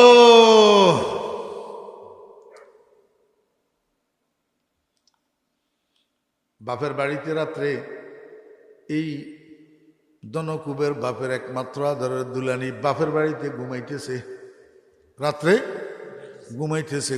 ঘুমাইতে হঠাৎ যখন গভীর রাত্র হয়েছে, স্বপ্ন দেখতেছে। কি স্বপ্ন দেখে? এক আল্লাহু আকবার নবযুবক, সুঠাম দেহের অধিকারী, চেহারা চন্দ্র সূর্য থেকে সুন্দর। এই যুবক একটা জোলেখার রুমের দরজাতে দাঁড়াই রয়েছে। স্বপ্নে দেখের, জোলেখায় স্বপ্ন দেখের এই যুবকীটা জোলেখার রুমের দরজার মধ্যে দাঁড়ায় রয়েছে। স্বপ্নে দেখি হঠাৎ জোলেখার ঘুম ভাঙ্গি গেছে। ঘুম ভাঙ্গার সাথে সাথে জোলেখা বেচাইন হয়ে গেছে। আমার ভাইরা খালি মুখে কয়, হাই কি দেখলাম, এটা কি দেখলাম, এটা কি দেখলাম। আর কারোর সাথে কোনো কথাও কয় না। খাওয়ার টাইম হলে খাইতে যায় না, গোসলের টাইম হলে গোসল করতে যায় না, অন্য কিছু জিজ্ঞাসা করলেও উত্তর দেয় না, খালি কয় এটা কি দেখলাম, হাই কি দেখলাম। আমার ভাইরা দোস্তাবাব, এই করতে করতে একদিন তো অতিবাহিত হইয়া গেছে। দ্বিতীয় রাত্রে জোলেখা আবার ঘুমাইছে, আবার স্বপ্নের মধ্যে দেখে গত রাত্রের দেখা যুবকীটা আজকেও জোলেখার ঘরের দরজায় দাঁড়ায় রয়েছে। আজকেও স্বপ্ন দেখার সাথে সাথে ঘুম ভাঙ্গি গেছে, জোলেখা অস্থির হইয়া গেছে। এটা কি দেখলাম, ওরে বাপরে বাপ, এটা কেমন মানুষ, এত সুন্দর কেমনে মানুষ হয়, চন্দ্র সূর্যের থেকে সুন্দর। আমার ভাইরা আজকেও জোলেখা বিচলিত হইয়া গেছে, কারোর সাথে কথা কয় না, খায় না, ঘুমায় না, গোসল করে না, কিচ্ছু নাই। কিছু জিজ্ঞেস করলে উত্তর দেয় না, খালি একটা শব্দই কয়, হাই কি দেখলাম, এটা কি দেখলাম। আমার ভাইরা দোস্তাবাব, এই করতে করতে দ্বিতীয় দিন অতিবাহিত হইয়া গেছে। তৃতীয় রাত্রে আবার যখন ঘুমাইছে, আজকেও জোলেখা স্বপ্ন দেখে গত 2 দিনের দেখা সেই যুবকটা আজকেও জোলেখার দরজার মধ্যে দাঁড়ানো। আজকে কিন্তু আর জোলেখা ভুল করে নাই, স্বপ্নের মধ্যেই যুবকীটারে জিজ্ঞাসা করে বসছে, দিলম্বর দিওয়ানা মে খুদ না গুফতি, নিশানে আজ মকামে খুদ না গুফতি, আগার মাহি তোরা আখর চেনামাস, ওয়াগার শাহি তোরা মঞ্জিল কুদামাস, বয়কে আশওয়া মোরা বরবাদ কর দি, হাজার আখারে বর বিস্তর নেহাদি। ও বন্ধু, কে তুমি, কোথায় তোমার বাড়ি, কি তোমার নাম, কি তোমার পরিচয়? একটানা 3 রাত্রি স্বপ্নের মধ্যে তুমি আমাকে দেখা দাও, ঘুম ভাঙ্গার পরে তো আর তোমার দেখা পাই না। তুমি কি আকাশের চাঁদ না হাফতে ইকলিমের বাদশাহ? যদি আকাশের চাঁদ হইয়া থাকো তাহলেও তো তোমার একটা ঠিকানা আছে, হাফতে ইকলিমের বাদশাহ যদি হইয়া থাকো তাহলেও তো তোমার একটা পরিচয় আছে। ও বন্ধু, তোমাকে স্বপ্ন দেখার পর থেকে আমার তো দুনিয়ার আরাম হারাম হইয়া গেছে। আমার কাছে তো আর খানা ভালো লাগে না, ঘুম ভালো লাগে না। ও তোমার চোখের জাদু আমাকে তীরের মতো আঘাত করছে বন্ধু, আমার তো সব শেষ হইয়া গেছে। তো আমাকে একটু পরিচয়টা দাও না, কি তোমার নাম, কি তোমার ঠিকানা, কোথায় গেলে সন্ধান করলে তোমাকে পাওয়া যাবে। আল্লাহ, দিলম্বর দিওয়ানা মে খুদ না গুফতি, निशाने अज मकामे खुद न गुफ्ती नमीदानम के नामत आज के पुरुषम नमीदानम के नामत आज के पुरुषम আমার বেয়েরা দোস্ত বাব জুলেখা তোমার নাম কারে জিজ্ঞাসা করতাম তোমার ঠিকানা কারে জিজ্ঞেস করতাম আমার একটু নাম ঠিকানা পরিচয়টা একটু দাও না জুলেখা যখন হযরত ইউসুফ আলাইহিস সালামকে স্বপ্নের মধ্যে এই কথা জিজ্ঞাসা করছে এখন ইউসুফ আলাইহিস সালাম স্বপ্নের মধ্যে জুলেখার উত্তর দেয় জুলেখা গর্বধিকারত তামামাস जुलेखा गर्भधिकारत तमामास्त আজিজ মিসরম মিসরম মকামাস जुलेखा আমার নাম ঠিকানা যদি তোমার উপকারে আসে আমার নাম ঠিকানা যদি তোমার ফায়দা হইয়া যায় তাহলে শুনে রাখো আমার নাম আজিজ মিসর আমি মিশরের প্রধানমন্ত্রী মিশরের প্রধানমন্ত্রীর বাসভবনে তালাশ করলে আমার সন্ধান পাওয়া যাবে আল্লাহ বগফতা আগার আজিকারত তামামাস बगुफ्ता अगर আজিকারত তামামাস আজিজ মিসরম মিসরম মকামাস এটা দেখার পরে আল্লাহু আকবার জুলেখার ঘুম ভাঙে গেছে আজকে জুলেখা ঘুম ভাঙার পরে গত 2 দিনের মতো বিচলিত নয় শান্ত কারণ বন্ধুর থেকে ঠিকানা পাইছে আমার ভাইয়েরা সকালবেলায় ঠিক মতো আগের মতো ঘুম থেকে উঠছে সখিয়ে নাস্তার জন্য ডাকে নাস্তা করতে গেছে গোসলের জন্য ডাকে গোসল করতে গেছে জুলেখার বাপে জুলেখার সখীরে কয় রে আমার মেয়ের দেখতেছি আগের মতো অবস্থা ফিরে এসছে স্বাভাবিক হইছে এই সুযোগে আমার মেয়েরে একটা প্রস্তাব জানা অমুক দেশের অমুক রাজপুত্রের জন্য আমার মেয়ের জন্য বিয়ের প্রস্তাব আসছে এই বিয়েতে আমার মেয়েটা রাজি আছে কিনা তাকে একটু জিজ্ঞেস করি আমাকে জানা সখী যখন যাইয়া জুলেখাকে বিষয়টা জানাইছে জুলেখাকে সখী আমার আব্বারে বল আমার জীবনে যদি আমি কাউকে বিয়ে করি তো সেই মানুষটার নাম হবে আজিজ মিসর সেই মানুষটা মিশরের প্রধানমন্ত্রী হবে এই কথাও আমার আব্বারে জানাইয়া দিস এই আজিজ মিশর এখন আমার জান এখন আমার প্রাণ আজিজ মিশরকে স্বামী হিসাবে যদি না পাই তাহলে আমার জীবন বাঁচানো কঠিন হবে জুলেখার সখী যাইয়া জুলেখার আব্বারে এটা জানাইছে হালাকে আশাকাস জানা জুদাইস হালাকে আশাকাস জানা জুদাইস বতফসিসা के बाद आशनाइस जो बंदा दाक दे सोहबत दरमियाना बुअद फरकत आजाबे जावेदाना স্যার আপনার মাইয়া তো বাঁচবে না কি হয়েছে আপনার মাইয়া স্বপ্ন দেখছে মানুষ একটারে স্বপ্নের মধ্যে ঠিকানা পাইছে এটার নাম বলে আজিজ মিশর এখন এই মানুষ এটারে যদি জীবন সঙ্গী হিসাবে না পায় তাহলে আপনার মেয়েকে বাঁচানো যাবে না বাপে কয় তাই নাকি আমার এত ধন এত দৌলত এত টাকা পয়সা এগুলা কি কাজে যদি আমার মেয়ের মনস্কামনাই পূরণ করতে না পারি তোরা এখানে থাক আমি গেলাম কোথায় মিশর কোথায় মিশর তো আমি গেলাম মিশর আমি যাইয়া মিশরের প্রধানমন্ত্রীর সাথে দেখা করব আমার মেয়ের বিয়ের প্রস্তাব দেব দেখি আজিজ মিশরে কি বলে ঠিকই গেছে জুলেখার আব্বা মিশরে যাই তৎকালীন প্রধানমন্ত্রী যিনি ছিল ওনার বাসভবনে গেছে যাইয়া কয় জনাব আমি অমুক আমার বাড়ি অমুক জায়গায় আমার একটা মেয়ে আছে 18 বছর বয়স আল্লাহু আকবার অপূর্ব সুন্দরী কিন্তু আমার মেয়েটা জিদ ধরছে আপনার কাছে ছাড়া অন্য কারো কাছে বিয়ে বসবে না এই জন্য লজ্জা শরমের মাথা খাইয়া আমি নিজেই এসছি নিজের মেয়ের বিয়ের প্রস্তাব লইয়া আপনার কাছে বলুন আমার মেয়েটাকে বিয়ে করতে আপনি রাজি আছেন কিনা আজিজ মিশর তথা মিশরের প্রধানমন্ত্রী কয় জনাব ঠিক আছে আপনার মেয়েকে বিয়ে করতে আমি রাজি আছি তবে একটা শর্ত আমি বর সাজিয়া আপনার বাড়িতে যাইতে পারবো না আপনার মেয়েটাকে বউ সাজাইয়া আমার এখানে নিয়ে আসেন তাহলে আমি চিন্তা করব বিয়ে করব কি করব না জুলেখার আব্বাইকে অসম্ভব আমার মেয়েটাকে বর সাজাইয়া ঘর থেকে বাইর করব আপনি যদি বিয়ে না করেন তখন আমি এই মেয়ে নিয়ে কি করব আপনাকে বিয়ে করতে হলে অবশ্যই বর সাজিয়া আমার দেশে যাইতে হবে আজিজ মিশরকে ইম্পসিবল আমি যাব না জুলেখার আব্বা রাগ করি সেখান থেকে উঠে চলে এসছে বাড়িতে আসি জুলেখাকে যখন ডিটেলস জানাইছে জুলেখা কয় আব্বা আজিজ মিশরের শর্ত পূরণ করা আপনার পক্ষে সম্ভব না হইলেও আমার পক্ষে সম্ভব, কারণ আমার কাছে জীবন বাঁচানোর জন্য বিকল্প রাস্তা খোলা নাই।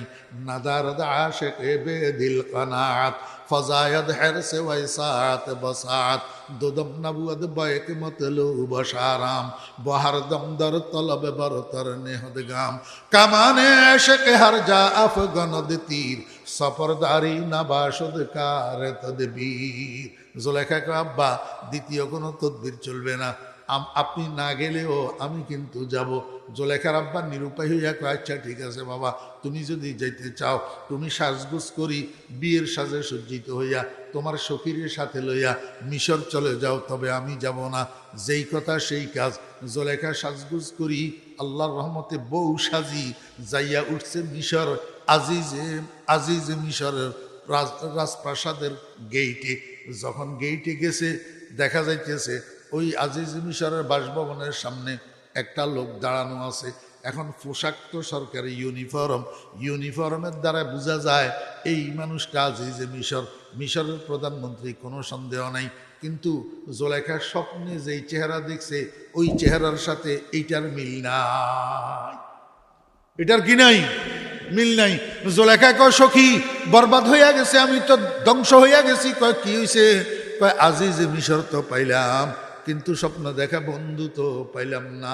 যার জন্য ঘর ছাড়লাম, বাড়ি ছাড়লাম, ইজ্জত ছাড়লাম, সম্মান ছাড়লাম, বাপের মিরাজ ছাড়লাম, সব কিছু ছাড়লাম বন্ধুকে পাওয়ার জন্য। বন্ধু আমাকে স্বপ্নের মধ্যে পরিচয় দিছে, বন্ধু আজিজ মিশরের প্রধানমন্ত্রী। কিন্তু এখন ইউনিফর্ম তো কয় এই মানুষটা মিশরের প্রধানমন্ত্রী, কিন্তু চেহারার সাথে তো মিল নাই। এখন কি করি বল? সখী বুদ্ধিমতী মাইয়া ছিল, বুদ্ধিমতী মাইয়া। সখী কয়, জুলেখা এক কাজ কর, তুই এই আজিজ মিশরের কাছে উসিলা স্বরূপ বিয়ে বসিয়ে এখানে থাকি যা। কারণ এইটা যখন সরকারি বাসভবন, প্রধানমন্ত্রী তো পরিবর্তন হবে, একের পর এক আসবে। দেখবি তোর বন্ধুর স্বপ্ন সঠিক, একদিন না একদিন প্রধানমন্ত্রী হইয়া তোর বন্ধু এই বাসভবনে আসবে, তখন তোর বন্ধুর সাথে তোর মিলন হবে। যদি মিশর ছাড়ি আবার মুলকে শাম চলে যাবি তো জীবনেও বন্ধুর দেখা পাবি না। জুলেখায় কয়, সখী ভালো বুদ্ধি দিছ, যা আজিজ মিশরের বল আমি আজিজ মিশরের সাথে বিবাহ বন্ধনে রাজি। ও আল্লাহ, আজিজ মিশর এতদিন পর্যন্ত তো জুলেখার আব্বার কাছে খালি জুলেখার রূপের কথা শুনছে, কিন্তু চোখে দেখে নাই। এখন যখন জুলেখার রূপ দৃষ্টিগোচর হয়েছে, আজিজ মিশর পাগল হইয়া গেছে জুলেখারে স্ত্রী হিসাবে পাওয়ার জন্য। যথাযথভাবে আল্লাহু আকবার বিয়ের আয়োজন করছে। ডাকডোল ফিটানোর মাধ্যমে আজিজ মিশরের সাথে জুলেখার বিয়ের কাজ সম্পন্ন হয়েছে। যখন রাত্রে ঢুকছে বাসার ঘরে, আল্লাহ কয়, কুন হয়ে যাও। এক কুনের সাথে জুলেখার সদ্য বিবাহ করা নতুন স্বামী মৃত্যু পর্যন্তর জন্য পুরুষত্ব শূন্য নামরদ হইয়া গেছে। বরাহে জাহে গরচে তে যতক বুধ, বরাহে জাহে গরচে তে যতক বুধ, বওয়াক্তে কামরানি সুসেতে রগবুদ। এটা বোঝা গেছে কেমনে জানেননি? পরে যখন হজরত ইউসুফ আলাইহিস সালামের সাথে জুলেখার বিয়ে হয়েছে, তো স্বামী স্ত্রী দুজন বসি বসি খুশ গল্প করতেছে। এরকম স্বামী স্ত্রী খুশ গল্প করে না, দুজনে খুশ গল্প করতেছে। এই খুশ গল্পের মধ্যে হজরত ইউসুফ আলাইহিস সালাম দিছে জুলেখার টোকা। কয়, এই জুলেখা এত বড় বড় কথা বলো কেন? তুমি তো সেকেন্ড হ্যান্ড মহিলা। তুমি তো জুলেখা কয়, আল্লাহর নবী মুখ সামলাইয়া কথা কন কইলাম, আপনারে কে কইছে আমি সেকেন্ড হ্যান্ড মহিলা? ইউসুফ আলাইহিস সালাম কয়, কেন তোমার না আগে বিয়ে একটাও ছিল? তোমার স্বামী না আজিজে মিশর ছিল, তখনকার প্রধানমন্ত্রী ছিল, তাহলে তোমার বিয়েও যখন হয়েছে, স্বামী যখন আছে, তুমি ইনটেক রইছ নাকি? তুমি সেকেন্ড হ্যান্ড হইছ তো? জুলেখায় কয়, বরাহে জাহে গরচেতে যতক বুধ, বওয়াক্তে কামরানি সুসেতে রগবুদ। ও আল্লাহর নবী, আমি বাসর রাত্রে বাসর ঘরে যাইয়া আমার স্বামীকে দনে দৌলতে প্রভাব প্রবৃত্তিতে সব দিকে অগ্রগামী পাইছি, কিন্তু একটা জায়গায় অকৃতকার্য পাইছি। স্বামী স্ত্রীর মধুর মিলনে আমার স্বামীরে আমি নামরত পাইছি, অকৃতকার্য। আমি তাকে পুরুষ হিসাবে পাই না। বরাহে জাহে গরচেতে যতক বুধ, বওয়াক্তে কামরানি সুসেতে রগবুদ।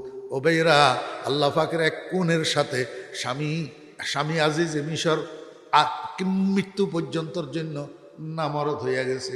এখন দেখেন এই পুরুষত্ব শূন্য স্বামী এইটারে জোলাইখা ডিনাই করে না। তাই পুরুষত্ব শূন্য স্বামীরে মেয়েরা ডিনাই করে না, কিন্তু জোলাইখা ডিনাই করে না। জোলাইখা বুঝি শুনি এই পুরুষত্ব শূন্য নামরদ স্বামী এইটার লগে গড় করে, একসাথে খায়, একসাথে ঘুমায়, একসাথে উঠা বসা করে, একসাথে চলাফেরা করে, এমনকি স্বামী স্ত্রী হিসাবে এক বিছানায় ঘুমায়। কিন্তু খোদার কসম, যদিও একসাথে চলে, একসাথে উঠা বসা করে, একসাথে খাওয়া দাওয়া করে, একসাথে এক বিছানায় ঘুমায়, কিন্তু জোলেখার দিলের ভিতরে স্বামী এটা নাই, স্বামী এটা দিলের ভিতরে নাই। রাত্র দিন 24 ঘন্টা খেয়ালে রোয়ে ইউসুফ ইয়ারে উবুদ আনিসে খাতেরে আফকারে উবুদ, খেয়ালে রোয়ে ইউসুফ ইয়ারে উবুদ আনিসে খাতেরে আফকারে উবুদ, নাদারত গায়রে ইউসুফ বর জবানস নাবুদে গায়রে উ আরামে জানস। যদিও স্বামীর ঘর করে, স্বামীর সাথে উঠা বসা, খাওয়া দাওয়া, রাত্রি যাপন সব ঠিক আছে, কিন্তু দিলের ভিতরে এক সেকেন্ডের জন্য স্বামীর জায়গা নাই। দিলের ভিতরে জোলেখার স্বপ্নে দেখা বন্ধুর কল্পনা, ঠোঁটের মধ্যে জোলেখার স্বপ্ন দেখা বন্ধুর জল্পনা। আমার আল্লাহ কয়, দুনিয়ার মানুষ, ও তোর দুনিয়াদারদের সাথে থাকবি, স্ত্রী, পুত্র, কন্যা, মা বাপ, ভাই বেরাদর, আত্মীয় স্বজন, বন্ধু বান্ধব, আল্লাহু আকবার, সহকর্মী, সবের সাথে, দুনিয়াওয়ালাদের সাথে একসাথে থাকবি। জায়গা জমি লইয়া, গাড়ি বাড়ি লইয়া, ঘর বাড়ি লইয়া, টাকা পয়সা লইয়া, ধন দৌলত লইয়া একসাথে থাকবি। কিন্তু মনে রাখবি, এই সমস্ত জিনিসগুলা গায়রুল্লাহ, এগুলার দিলের ভিতরে জায়গা দিবি না। এগুলার সাথে তোর সম্পর্ক হবে বাহ্যিক সম্পর্ক, কিন্তু দিলের ভিতরে তোর জায়গা হবে লা ইলাহা ইল্লাল্লাহ। ও বান্দা, এগুলার দিলের ভিতরে ঢুকাইলে তুই বিপদে পড়বি। দিলের ভিতরে এগুলা ঢুকেছ না।